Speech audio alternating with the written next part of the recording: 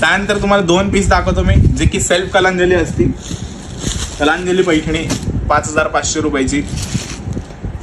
बघू शकता तुम्ही, याला चक्र वगैरे दिले प्रॉपर. आणि याची जी बुट्टी आहे ह्याला आपण बनवून घेतलेली आहे. आणि याच्यावर जवळजवळ Archana Jawale, hi nice collection, thank you Archana madam.